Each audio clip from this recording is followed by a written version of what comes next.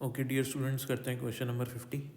Question number 50 कह रहा है कि आपके पास ना मैग्नेटिक फील्ड है ये, और ये है non uniform magnetic field. Non uniform magnetic field मतलब एक्स की जगह आप वैल्यू सब्सटीट्यूट करो 0, तो आपको ओरिजिन पे मैग्नेटिक फील्ड मिलेगी। यहाँ 0 पुट करूँगा तो ओरिजिन पे मैग्नेटिक फील्ड कितनी हो जाएगी, बी नॉट के कैप। के कैप का मतलब जेड एक्सिस की तरफ। ऐसी एक्स की जगह एल सब्सटीट्यूट करूँगा, या मतलब ओरिजिन से एल डिस्टेंस दूर कितनी मैग्नेटिक फील्ड होगी, एल से एल कैंसिल हो जाएगा, 1 + 1 2 हो जाएगा, 2 बी नॉट। तो मतलब आप ओरिजिन से दूर जाते जाओगे तो मैग्नेटिक फील्ड बढ़ती जाएगी, वैल्यू इंक्रीज होती जाएगी। और मैग्नेटिक फील्ड की डायरेक्शन क्या है, प्लेन, इस प्लेन के बाहर, मतलब जेड एक्सिस की तरफ। तो यहाँ पे इतनी मैग्नेटिक फील्ड है, फिर यहाँ पे डबल हो गई, फिर एल डिस्टेंस पे और ज़्यादा हो जाएगी, फिर और ज़्यादा हो जाएगी। ऐसे है मैग्नेटिक फील्ड। ठीक है। तो क्वेश्चन बोल रहा है कि आपके पास एक लूप है जो करंट कैरिंग लूप है। तो मैंने डायरेक्शन करंट की मान ली कि let the direction of current is clockwise. ठीक है ना, डायरेक्शन दी नहीं हुई, उससे कोई फ़र्क पड़ेगा भी नहीं।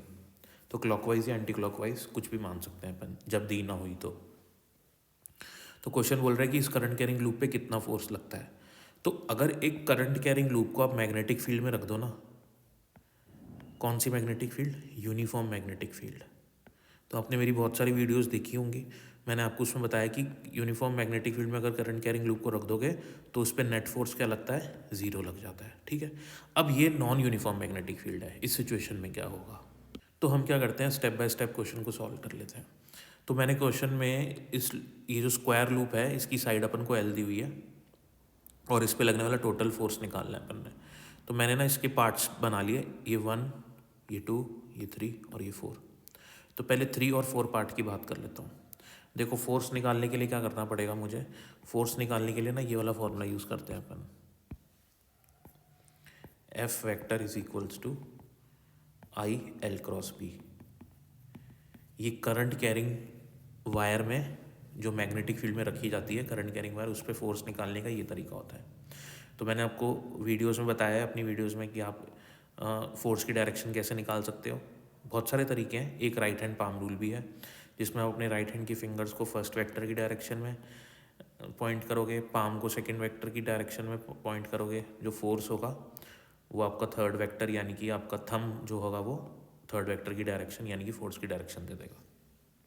तो अगर मैं अपने राइट हैंड की फिंगर्स को इस डायरेक्शन में पॉइंट करता हूँ, एक्स एक्सिस की तरफ, और मैग्नेटिक फील्ड है बाहर की तरफ, ठीक है, तो हमारा जो थंब पॉइंट करेगा वो नीचे की तरफ पॉइंट करेगा, यानी कि इस पे जो फोर्स लगेगा वो इस वाली वायर पे नीचे की तरफ लगेगा।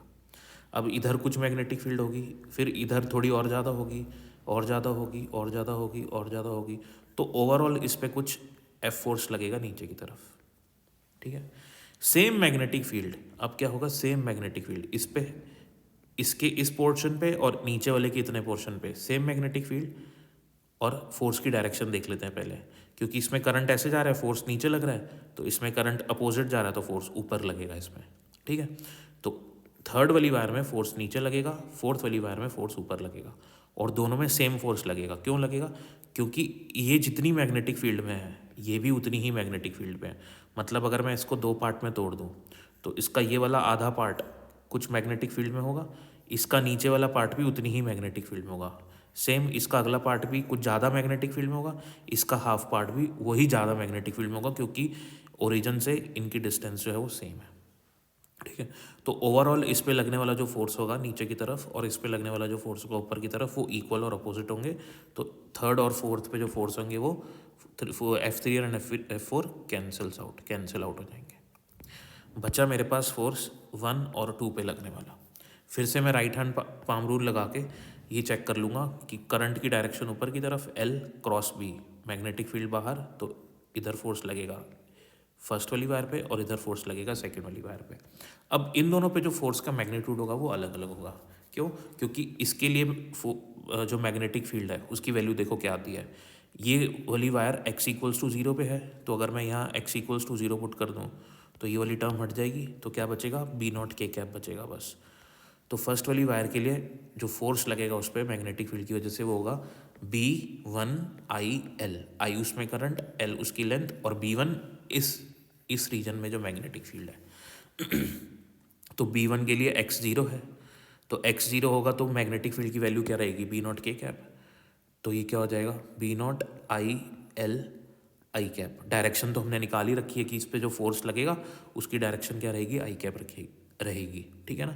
हम क्रॉस प्रोडक्ट से भी निकाल सकते हैं, लेकिन हमने जब राइट हैंड पाम रूल से निकाल लिया तो क्रॉस प्रोडक्ट करने की ज़रूरत ही नहीं है। तो B1 की जगह सब्स्टिट्यूट करेंगे बी नॉट, आई की जगह आई आएगा, एल की जगह एल आएगा, और डायरेक्शन हो जाएगा आई कैप, वो हमको मालूम ही है।